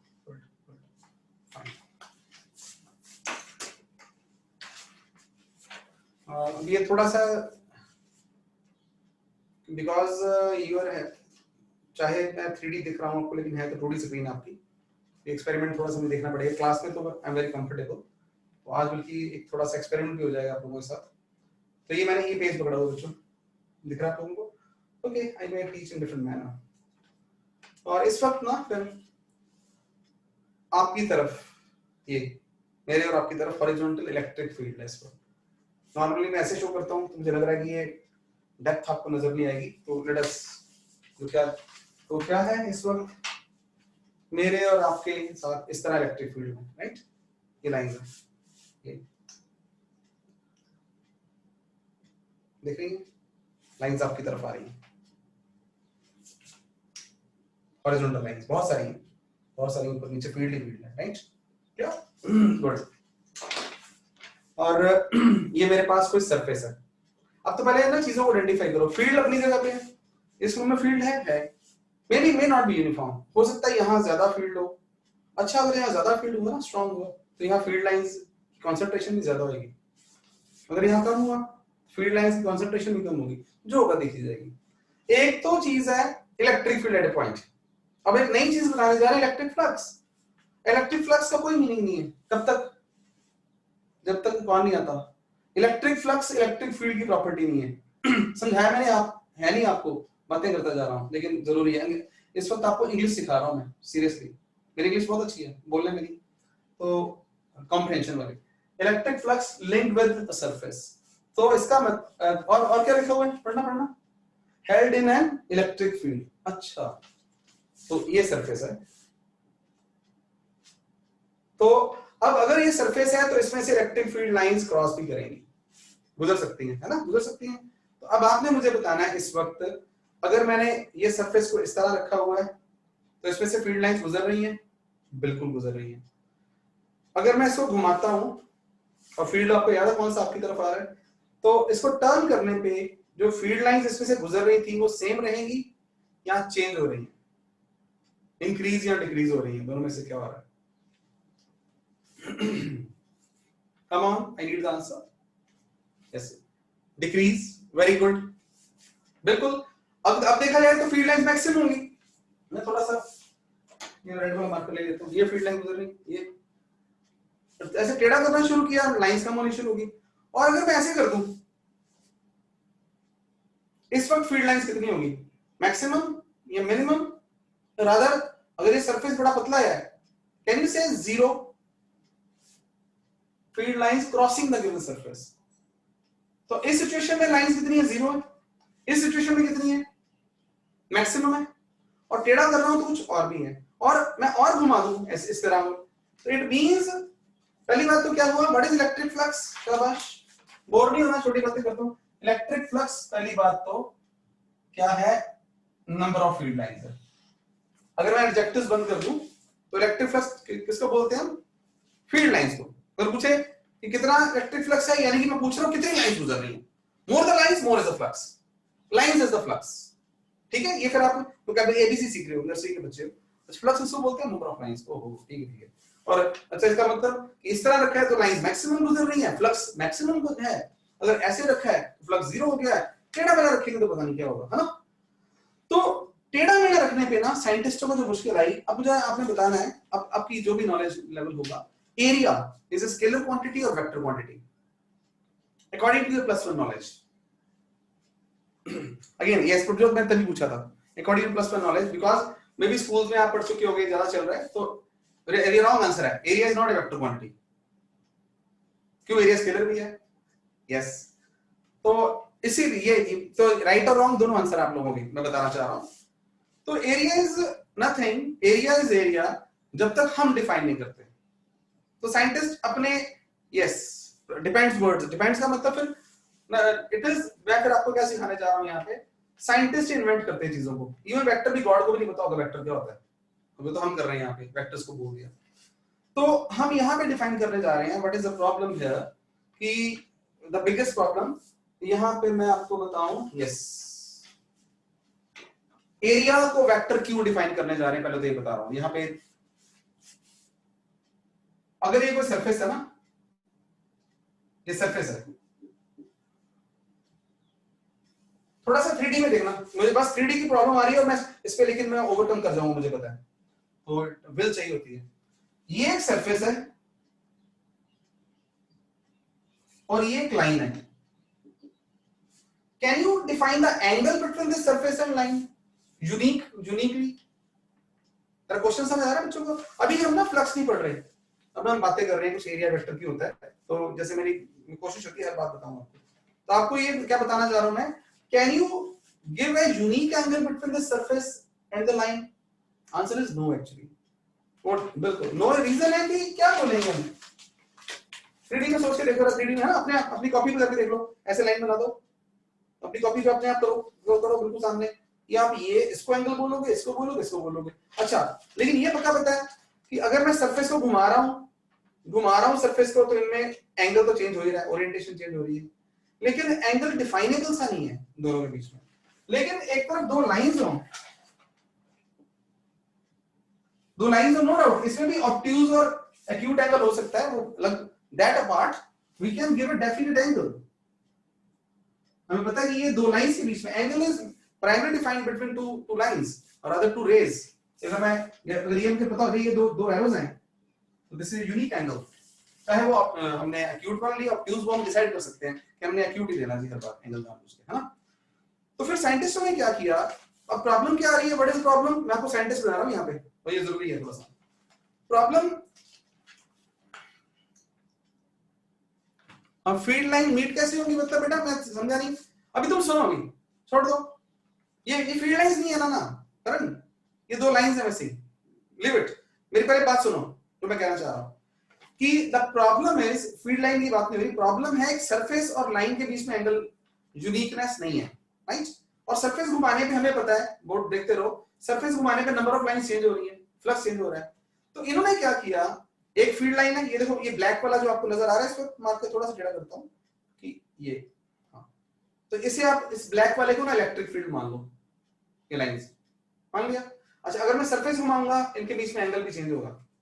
अब मैंने पक्का क्या करना है, अगर मैं अपने सरफेस के साथ एक परपेंडिकुलर फिक्स कर दूं, ये परपेंडिकुलर फिक्स कर दूं, किसके साथ बोलिए, सरफेस साथ, तो अगर सरफेस घूमेगा तो उसका परपेंडिकुलर भी क्या करेगा, घूमेगा। लेकिन सरफेस था, परपेंडिकुलर अब क्या है, एक लाइन, राइट। तो it will be easier what to do, कि अगर एक हमारी फील्ड की लाइन है और एक सरफेस की लाइन है, इनके बीच में एंगल, अगर ये मान लो घूम गया, सरफेस घूम गया, फील्ड वही रहा, तो एंगल चेंज हो गया। तो अब दो लाइंस के बीच में एंगल मापना आसान होगा। तो ज्यादा मैं आपको साइंटिस्ट बनाने से पीछे लेके आता हूं, व्हाट वी डू,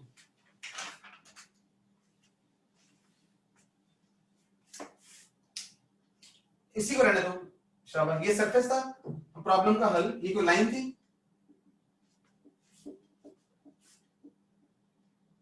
ये सरफेस है। अगर हम यहां पे एक ये लाइन ड्रॉ कर दें और फिक्स कर दें, ये कौन है, परपेंडिकुलर टू सरफेस, और ये कोई लाइन है, कोई और रेफरेंस लाइन है, तो परपेंडिकुलर सरफेस और इसके बीच का लाइन हम एंगल यूनिकली माप सकते हैं। अब होगा क्या, अगर सरफेस घुमाऊंगा तो परपेंडिकुलर भी घूमेगा, परपेंडिकुलर घूमेगा तो एंगल भी क्या होगा, चेंज होगा। तो here we are going to define, इस परपेंडिकुलर को हम क्या नाम दे देते हैं, एरिया वेक्टर। ये भी आपने नोट नहीं करना, ये नोट करना जो बनाऊंगा, कि अगर हमारे पास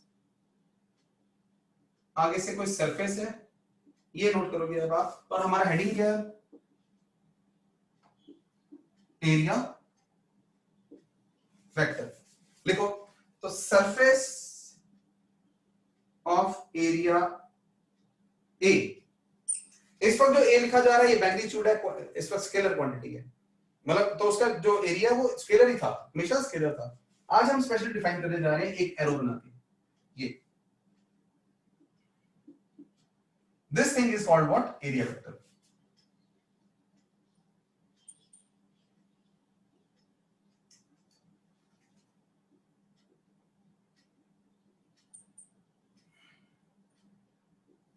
चलो मैं इतनी इंग्लिश सिखा रहा हूं आप लोगों को, अब मुझे बताओ जरा कितनी आ रही है आपको।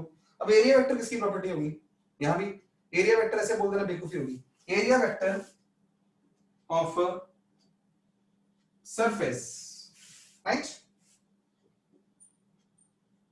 is a vector drawn perpendicular to surface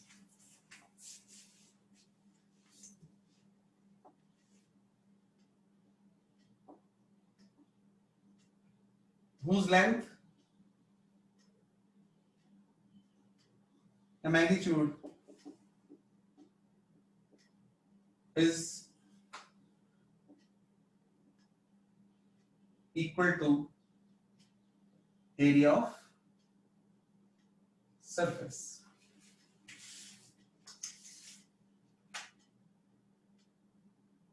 कई बुक्स में एन कैप लिखा होता है, कई बुक्स में ए कैप भी लिखा होता है, और मैंने नोट्स पे ए कैप ही ना लिखा हो, डज नॉट मैटर, मैं जानबूझ के करता हूं changes. Let n cap is A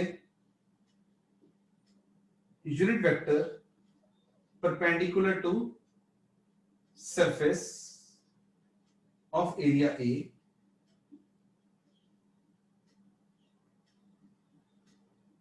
then its area vector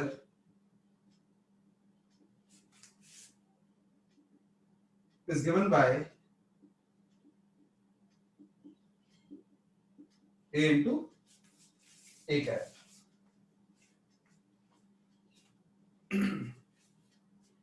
अब हम ये एरिया वेक्टर डिफाइन करके फ्लक्स की तरफ वापस आते हैं.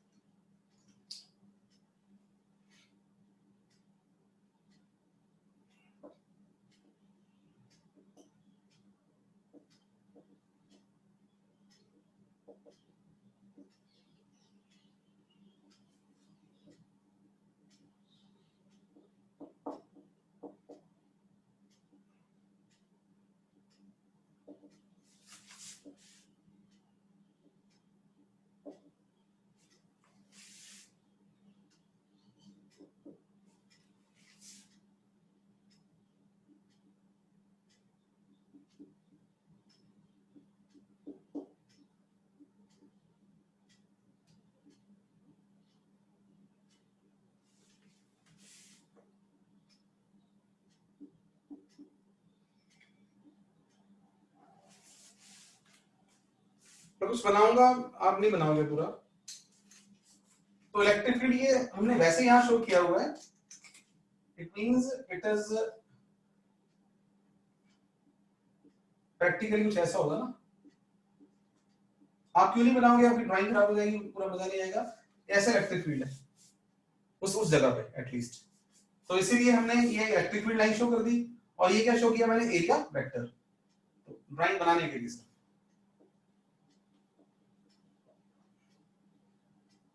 सरफेस ऑफ एरिया कितना जी,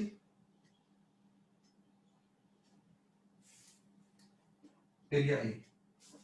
तो हम ये भी कह सकते हैं surface of area A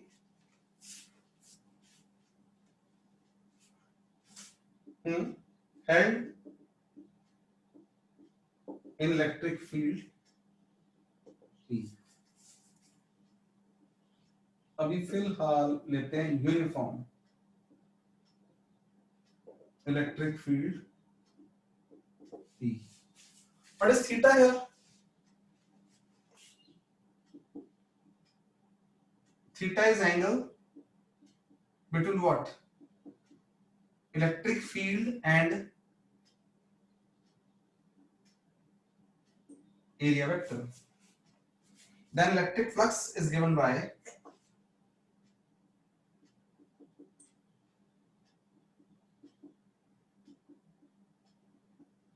E into A into cos theta. इसको लिख लो, मैं हर टर्म को एक्सप्लेन कर रहा हूं बच्चों.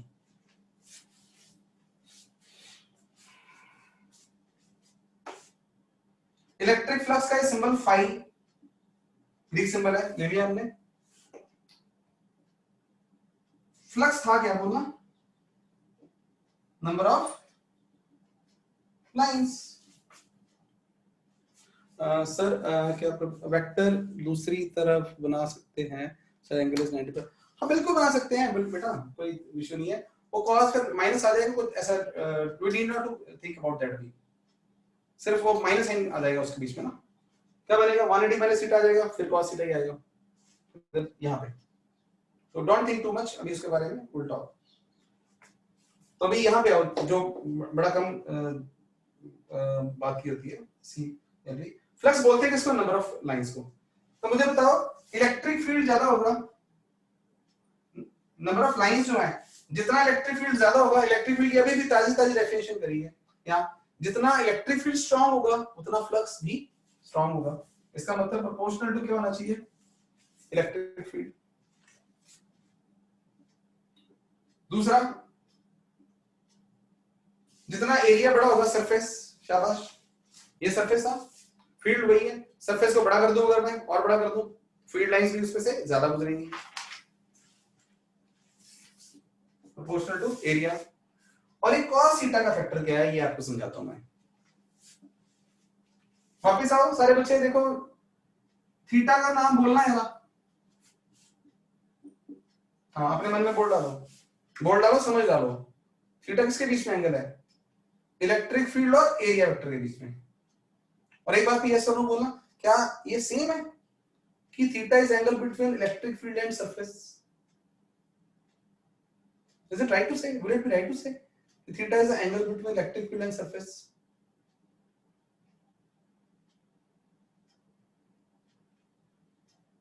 I repeat कि क्या थीटा एंगल बिटवीन, ये सरफेस है, ये एरिया वेक्टर है, तो थीटा यहाँ पे एंगल किसके बीच में, इलेक्ट्रिक फील्ड और एरिया वेक्टर के बीच में, ना कि इलेक्ट्रिक फील्ड और सरफेस के बीच में। क्लियर है बात? तो फिर यहाँ पे मुझे आपने बात बतानी है, ये नीट और जेई में आपको फेस कर सकते हो आप लोग, उससे पहले एमसीक्यूज में फेस कर जाओगे कि a surface is held perpendicular to electric field. So according to this diagram, what will be theta here? मुझे बताओ, एक तो थीटा बताना है, नंबर 2 आपने बताना है फ्लक्स, मैक्सिमम होगा या मिनिमम होगा। तो पहले का आंसर, दूसरे का आंसर आपने बताना मुझे। तो आपका जवाब नहीं आ रहा बीच में, क्या कुछ फ्रीज फ्रूज से नहीं हो गया, दिख रहा आपको ना, शाबाश, बिल्कुल। और बच्चे भी,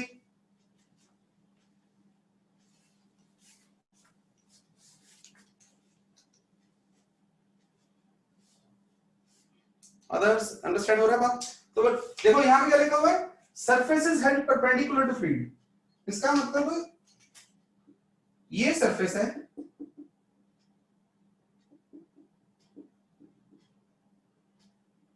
ये सेम बात 3 चैप्टर बाद रिपीट होगी, मैग्नेटिक फील्ड आएगा तब, राइट? तो यहाँ पे सरफेस इस वक्त इलेक्ट्रिक फील्ड के परपेंडिकुलर है, सरफेस परपेंडिकुलर है, लेकिन एरिया वेक्टर और इसके बीच में एंगल कितना है, 0। और अगर ये फॉर्मूला सामने ना भी होता जो मैं छुपा रहा हूं, तो भी आपको पता है कि फ्लक्स यहाँ पे मिनिमम है या मैक्सिमम है। इस वक्त मैक्सिमम सारा फ्लक्स गुजर रहा है यहाँ पे, तो मैक्सिमम थीटा 0 पे किसकी प्रॉपर्टी होती है, कॉस की। तो यहाँ पे कॉस 0 कितना होगा, 1। इसलिए कॉस डिपेंडेंट साइंटिस्टों ने यहाँ पे बना दी उसकी, that flux is a cos phi, cos theta. अगला देखना है यहाँ पे कि surface is parallel to electric field, या electric field is parallel to surface।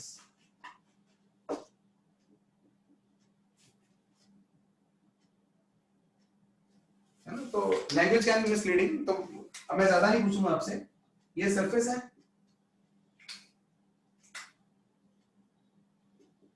ये इलेक्ट्रिक फील्ड है, उधर ही जा रहा है, तो who is this? This is area vector. दोनों में एंगल कितना आ रहा है, 90। और आपको वैसे भी पता है फ्लक्स बताओ मैक्सिमम है मिनिमम है, कोई फॉर्मूला ना भी आता तो भी पता है कि अगर फील्ड लाइंस पैरेलल जा रही है तो कट तो कर नहीं रही, क्रॉस तो कर ही नहीं, तो flux is field lines crossing, यहां कटिंग, अगर वो पैरेलल जा रही हैं तो कट कहां कर रही हैं, फ्लक्स इज 0, तो थीटा 90 आने से फ्लक्स यहां पे EA cos 0, ये मैक्सिमम फ्लक्स में लिखना भूल गया, वो भी लिखो आप लोग, एंड फ्लक्स इस केस में